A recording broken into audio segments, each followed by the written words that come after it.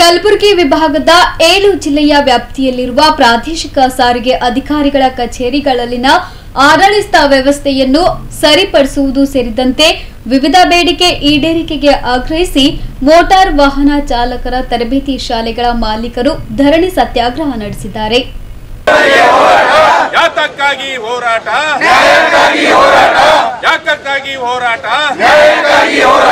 ಕರ್ನಾಟಕ ರಾಜ್ಯ motor driving school ಮಾಲೀಕರ ಕರ್ನಾಟಕ ರಾಜ್ಯ ಮೋಟಾರ್ ವಾಹನ ಚಾಲಕರ ತರಬೇತಿ ಶಾಲೆಗಳ ಮಾಲೀಕರ ಸಂಘದ ವತಿಯಿಂದ ನಗರದ ಜಂಟಿ ಸಾರಿಗೆ ಆಯುಕ್ತರ ಕಚೇರಿಯ ಎದುರು ಒಂದು ದಿನದ ಧರಣಿ ಸತ್ಯಾಗ್ರಹ ನಡೆಸಿದ ಮೋಟಾರ್ ವಾಹನ ಚಾಲಕರ ತರಬೇತಿ ಶಾಲೆಗಳ ಮಾಲೀಕರು ಅಧಿಕಾರಿಗಳ ವಿರುದ್ಧ ಘೋಷಣೆ ಕೂಗಿ ಆಕ್ರೋಶ ವ್ಯಕ್ತಪಡಿಸಿದರು.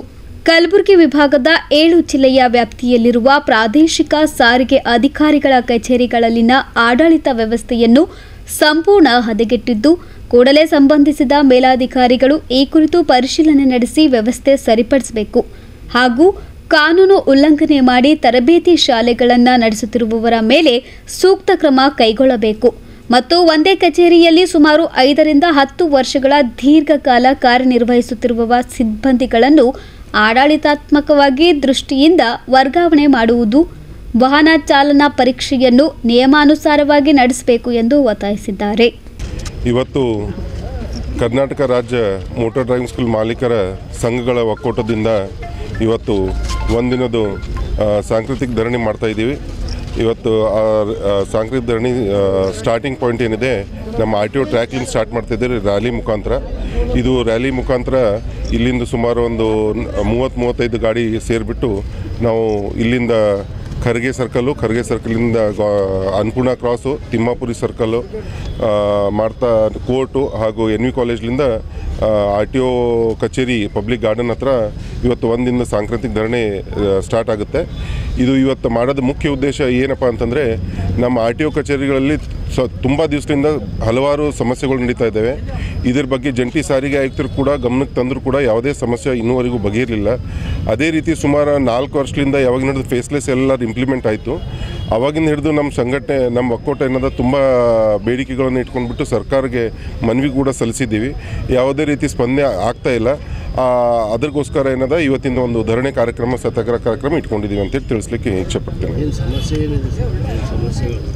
ಮುಖ್ಯ ಸಮಸ್ಯೆ ಏನಿದೆ, ಇವತ್ತು ಫೇಸ್ಲೆಸ್ LLRಗಳು ಏನು ನಡೀತಾ ಇದ್ದಾವೆ, ಅದು ಕಂಪ್ಲೀಟ್ ಫೇಲ್ಯೂರ್ ಆಗಿದೆ. ಸಂಪೂರ್ಣ ರೀತಿಯಿಂದ ಅದು ಫೇಲ್ಯೂರ್ ಆಗಿದೆ. ಅದನ್ನು ಕೂಡಲೇ ಫೇಸ್ಲೆಸ್ ಎಲ್ಲರ ನಿಲ್ಲಿಸಬೇಕು. ಅದೇ ರೀತಿ ಕೆಲವೊಂದು ಕಚೇರಿಗಳಲ್ಲಿ, ಕಲ್ಯಾಣ ಕರ್ನಾಟಕ ಭಾಗದ ಕಚೇರಿಗಳಲ್ಲಿ ಅಷ್ಟೇ ಅಲ್ಲ, ಇಡೀ ಕರ್ನಾಟಕ ರಾಜ್ಯ ಕಚೇರಿಗಳಲ್ಲಿ, RTO ಕಚೇರಿಗಳಲ್ಲಿ ಸುಮಾರು ವರ್ಷದಿಂದ ಒಂದೇ ಜಾಗದಾಗ ಠಿಕಾಣಿ ಹೊಡ್ಕೊಂಡು ಕಿಸಿ, ಅದು ಟೆಂಡರ್ ತೊಗೊಂಡ್ರಂದಪ್ಲೆ ಒಂದೇ ಜಾಗದಾಗ ಠಿಕಾಣಿ ಹೊಡ್ಕೊಂಡು ಕಿಸಿ ಕೆಲವೊಂದು ಅಧಿಕಾರಿಗಳು ಕೂತ್ಕೊಂಡು ಅವ್ರದ್ದೇ ಆದ ಒಂದು ದಬ್ಬಾಳಿಕೆನ RTO ಕಚೇರಿನಲ್ಲಿ ನಡೆಸ್ತಾ ಇದ್ದಾರೆ. ಇದರ ವಿರುದ್ಧವಾಗಿ ನಾವು ಇವತ್ತು ಈ ಪ್ರತಿಭಟನೆ ರೂಪಿಸ್ತಾ ಇದ್ದೀವಿ. ಅದೇ ರೀತಿ ಏನದ, ಈ NIC ಮತ್ತು ರೋಸ್ ಮಾಟ ಕಂಪ್ನಿದವ್ರ ಕಡೆಯಿಂದ ಏನು ಹುಡುಗರನ್ನ ನಿಯೋಜಿಸಿದ್ದಾರೆ, ಆ ಹುಡುಗರು ಕೂಡ ಏನದ ಅವರು ಸ್ವಂತ ಒಂದು ಏಜೆಂಟ್ಗಳು ಅಥವಾ ದಲಾಲರ ಪ್ಲೇ ಕೆಲಸ ಮಾಡ್ತಿದ್ದಾರೆ ಇವತ್ತು. ಅದನ್ನು ಕೂಡ ನಾವು ಇವತ್ತು ಈ ಧರಣಿನಲ್ಲಿ ವಿರೋಧಿಸ್ತಾ ಇದ್ದೀವಿ. ಇದಕ್ಕೆ ಹಲವಾರು ಸಮಸ್ಯೆಗಳು ಇದ್ದಾವೆ.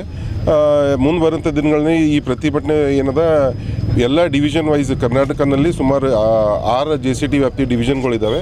ಪ್ರತಿಯೊಂದು JCT ಡಿವಿಷನ್ನಲ್ಲಿ ನಾವು ಈ ರೀತಿ ಮುಂದೆ ಪ್ರತಿಭಟನೆ ಮಾಡ್ತೀವಿ. ಅದೇ ರೀತಿ ಲಾಸ್ಟಿಗೆ ಏನದ ಬೆಂಗಳೂರಿನಲ್ಲಿ ಫ್ರೀಡಮ್ ಪಾರ್ಕ್ನಲ್ಲಿ ಕೂಡ ನಾವು ಮೋಟಾರ್ ಡ್ರೈವಿಂಗ್ ಸ್ಕೂಲ್ ಮಾಲೀಕರ ಸಂಘಗಳ ಒಕ್ಕೂಟದ ರಾಜ್ಯ ಉಪಾಧ್ಯಕ್ಷರು ಮತ್ತು ಕಲ್ಯಾಣ ಕರ್ನಾಟಕ ಭಾಗದ ಉಸ್ತುವಾರಿಯಾಗಿ ಇವತ್ತು ಕರ್ನಾಟಕ ರಾಜ್ಯ ಮೋಟಾರ್ ಡ್ರೈವಿಂಗ್ ಸ್ಕೂಲ್ ಮಾಲೀಕರ ಸಂಘಗಳ ಒಕ್ಕೂಟದಿಂದ ಕಲ್ಯಾಣ ಕರ್ನಾಟಕ ವಿಭಾಗ ಮಟ್ಟದಿಂದ ಪ್ರಥಮವಾಗಿ ಈ ಒಂದು ಬೃಹತ್ ಮಟ್ಟದ ಹೋರಾಟವನ್ನು ರೂಪಿಸಿದ್ದೇವೆ.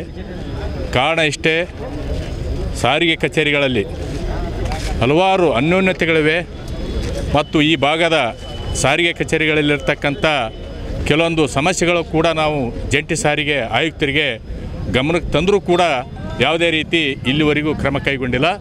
ಅದೇ ರೀತಿಯಾಗಿ ಇಲ್ಲಿ ಸಾರಿಗೆ ಇಲಾಖೆಯ ಒಂದು ಒಪ್ಪಂದದ ಅಡಿಯಲ್ಲಿ KKRTC ಸಂಸ್ಥೆಯ ಒಂದು ಅಧೀನದಲ್ಲಿ ನಡೀತಕ್ಕಂಥ ಭಾರೀ ಮೋಟಾರ್ ವಾಹನ ಚಾಲಕರ ತರಬೇತಿ ಕೇಂದ್ರದಲ್ಲಿ ಭಾಳ ಭ್ರಷ್ಟಾಚಾರ ನಡೀತಾ ಇದೆ. ಸರ್ಕಾರ ಅಲ್ಲಿ ಪ್ರತಿ ಅಭ್ಯರ್ಥಿಗೂ ಕೂಡ 500 ರೂಪಾಯಿ ನಿಗದಿ ಮಾಡಿದೆ. ಅಲ್ಲಿಯ ಸಿಬ್ಬಂದಿಗಳು 300 ರೂಪಾಯಿ ಹೆಚ್ಚಿಗೆ ಪಡೆದು ಅವರಿಗೆ ಒಂದು ಭ್ರಷ್ಟಾಚಾರ ಮಾಡ್ತಾಯಿದ್ದಾರೆ. ಮತ್ತು ಈ ಕಲಬುರಗಿ ನಗರದಿಂದ ಆ ತರಬೇತಿ ಕೇಂದ್ರ ಸುಮಾರು 8ರಿಂದ 10 ಕಿಲೋಮೀಟರ್ ದೂರ ಆಗ್ತಾಯಿದೆ. ಅಲ್ಲಿಗೆ ಹೋಗೋದಕ್ಕೆ ಯಾವುದೇ ರೀತಿ ಉತ್ತಮವಾದ ರಸ್ತೆ ಕೂಡ ಇರೋದಿಲ್ಲ ಮತ್ತು ಸಾರಿಗೆ ವ್ಯವಸ್ಥೆನೇ ಇರೋದಿಲ್ಲ. ಅಲ್ಲಿ ಮೂಲಭೂತ ಸೌಕರ್ಯಗಳು ಕೂಡ ಇರೋದಿಲ್ಲ. ಈಗ ಈ ತರಬೇತಿ ಕೇಂದ್ರಕ್ಕೆ ಭಾರೀ ವಾಹನ ಚಾಲಕರು ತಮ್ಮ ಚಾಲನಾ ಪರವಾನಗಿಗಳನ್ನು ನವೀಕರಣ ಮಾಡುವ ಒಂದು ಸಂದರ್ಭದಲ್ಲಿ ಅಲ್ಲಿಂದ ಒಂದು ಪ್ರಮಾಣ ಪತ್ರವನ್ನು ತರಬೇಕಂತೇಳಿ ಇವತ್ತು ಸಾರಿಗೆ ಇಲಾಖೆ ಒಂದು ಆದೇಶ ಮಾಡಿದೆ. ಅಲ್ಲಿ ಯಾವುದೇ ರೀತಿ ಒಂದು ತರಬೇತಿ ಕೂಡ ನೀಡುವುದಿಲ್ಲ. ಸುಮ್ಮನೆ ಒಂದು ಕೋಣೆಯಲ್ಲಿ ನಾಮವಾಸ್ತವಿಕವಾಗಿ 2 ಗಂಟೆ ಚಾಲಕರಿಗೆ ಕುಂದಿರಿಸಿ ಅವ್ರಿಗೆ ಯಾವುದೇ ರೀತಿ ನೀರು, ಊಟ, ಯಾವುದೇ ರೀತಿ ಒಂದು ಮೂಲಭೂತ ಸೌಕರ್ಯ ಕೊಡದೇ ಸುಮ್ಮನೆ ಕಾಟಾಚಾರಕ್ಕೆಂಬಂತೆ ಹೆಚ್ಚುವರಿ ಹಣೆ ಪಡೆದು ಒಂದು ಪ್ರಮಾಣ ಪತ್ರವನ್ನು ನೀಡುತ್ತಿದ್ದಾರೆ. ಅದಕ್ಕೆ ಅಲ್ಲಿ ಮೂಲಭೂತ ಸೌಕರ್ಯ ಒದಗಿಸುವವರೆಗೂ ಕೂಡ ಆ ಒಂದು ತರಬೇತಿ ಸಂಸ್ಥೆಯನ್ನು ಬಂದ್ ಮಾಡಬೇಕು. ಮತ್ತು ಏನು ಸಾರಿಗೆ ಇಲಾಖೆ ಜೊತೆ ಏನು ಒಪ್ಪಂದ ಆಗಿದೆ KKRTC ಸಂಸ್ಥೆ ಅಡಿಯಲ್ಲಿ ನಡೀತಾ ಇದೆಯಲ್ಲ, ಆ ಒಪ್ಪಂದ ರದ್ದು ಮಾಡಬೇಕು. ಮತ್ತು NIC ರೋಸ್ಮಾರ್ಟ್ ಸಿಬ್ಬಂದಿಗಳು ಸುಮಾರು ಒಂದೇ ಕಚೇರಿಯಲ್ಲಿ 5 ವರ್ಷದಿಂದ 10 ವರ್ಷ ತನಕ ಅವರೇ ಠಿಕಾಣಿ ಹೂಡ್ಯಾರ. ಅವರು ತಮ್ಮ ಒಂದು ಸ್ವಯಂ ಕೆಲಸಕ್ಕಾಗಿ, ಸ್ವಯಂ ಲಾಭಕ್ಕಾಗಿ ಅಧಿಕಾರಿಗಳ ಲಾಗಿನಡಿಗಳನ್ನು ಬಳಸಿ ಭ್ರಷ್ಟಾಚಾರ ಮಾಡ್ತಾಯಿದ್ದಾರೆ. ಇದನ್ನು ನಾವು ಜಂಟಿ ಸಾರಿಗೆ ಆಯುಕ್ತರಿಗೆ ಸಾಕ್ಷಿ ಸಮೇತ ನಾವು ಅವರಿಗೆ ದೂರು ಕೊಟ್ಟರೂ ಕೂಡ ಇಲ್ಲಿವರೆಗೆ ಯಾವುದೇ ರೀತಿ ಒಂದು ಕ್ರಮ ಕೈಗೊಂಡಿಲ್ಲ. ಮತ್ತು ಇವತ್ತು ಗುಲ್ಬರ್ಗಾದಲ್ಲಿ ಸಾರಿಗೆ ಇಲಾಖೆ ಒಂದು ಹೈಟೆಕ್ ಡ್ರೈವಿಂಗ್ ಟ್ರ್ಯಾಕ್ ನಿರ್ಮಾಣ ಮಾಡಿದೆ. ಇವತ್ತು ಏನು ನಮ್ಮ ಈ ಕರ್ನಾಟಕದಲ್ಲಿ RTO ಕಚೇರಿಯಲ್ಲಿ, not only in Gulbarga, entire ಕರ್ನಾಟಕದಲ್ಲಿ ಈ ಒಂದು ತೊಂದರೆ ನಡೀತಾ ಇದೆ. ಈಗಾಗಲೇ ನಮ್ಮ ಕರ್ನಾಟಕ ರಾಜ್ಯ ಅಸೋಸಿಯೇಷನ್ ವತಿಯಿಂದ ನಾವು ಸುಮಾರು ಬಾರಿ ಮನವಿಗಳನ್ನು ಸಲ್ಲಿಸಿದ್ದೇವೆ. ಈ ನಮ್ಮ ಮನವಿಗೆ ಯಾವ ಒಬ್ಬ ಅಧಿಕಾರಿಯೂ ಸ್ಪಂದನೆ ಕೊಟ್ಟಿಲ್ಲ. ಅಂತಹ ಸಂದರ್ಭದಲ್ಲಿ ಇವರು ನಮ್ಮ ಡ್ರೈವಿಂಗ್ ಸ್ಕೂಲ್ನ ಉಳಿವಿಗಾಗಿ ನಾವು ಹೋರಾಟ ಮಾಡಲೇಬೇಕಾಗಿದೆ. ಆ ಉದ್ದೇಶದಿಂದ ಇವತ್ತು ಏನು ಕಲಬುರಗಿಯಲ್ಲಿ ಏನು ರ್ಯಾಲಿಯನ್ನು ಏರ್ಪಡಿಸಿದ್ದಾರೆ. ಈ ಮೂಲಕ ನಾವು ಜಂಟಿ ಸಾರಿಗೆ ಆಯುಕ್ತರಿಗೆ ನಮ್ಮ ಮನವಿಗಳನ್ನು ಕೊಟ್ಟು ಕಾದು ನೋಡೋಣ. ಅವರೇನಾದರೂ ಮಾಡಿದರೆ ಒಳ್ಳೆಯದಾಯಿತು. ಇಲ್ಲ ಅಂದರೆ ದೊಡ್ಡ ಪ್ರಮಾಣದಲ್ಲಿ ನಮ್ಮ ಅಧ್ಯಕ್ಷರು ಹೇಳಿದ ಪ್ರಕಾರ ಬೆಂಗಳೂರಿನಲ್ಲಿ ಫ್ರೀಡಮ್ ಪಾರ್ಕ್ನಲ್ಲಿ ನಾವು ಒಂದು ದೊಡ್ಡ ಪ್ರಮಾಣದ ಒಂದು ನಮ್ಮ ಧರಣಿಯನ್ನು ಮಾಡಬೇಕಂತೇಳಿ ನಾವು ಹೊಂಟಿದ್ದೇವೆ. ಅದರಷ್ಟರೊಳಗಾಗಿನ ಸರ್ಕಾರದ ನಮ್ಮ ಅಧಿಕಾರಿಗಳು ಎಚ್ಚೆತ್ಕೊಂಡು ನಮ್ಮ ಈ ಮನವಿಯನ್ನು ಸ್ವೀಕಾರ ಮಾಡಿ ನಮಗೆ ಒಳ್ಳೇದು ಮಾಡಿಕೊಡಲಿ ಅಂತೇಳಿ ಈ ಮೂಲಕ ನಾನು ಅವರಲ್ಲಿ ಮನವಿ ಮಾಡಿಕೊಳ್ತಾ ಇದ್ದೇನೆ. ಪ್ರತಿಭಟನೆಯಲ್ಲಿ ಸಂಘದ ರಾಜ್ಯಾಧ್ಯಕ್ಷರಾದ ಆನಂದ್ ಪಾಟೀಲ್, ಪ್ರಧಾನ ಕಾರ್ಯದರ್ಶಿ ನಾಗರಾಜ್ ಹಸನ್, ಯಲ್ಲಪ್ಪ ದೊಡ್ಮನಿ, ಬಸವರಾಜ್ ಕಡ್ಲಿ ಸೇರಿದಂತೆ ಇತರರು ಭಾಗವಹಿಸಿದ್ರು. Bureau report in Gulbarga news.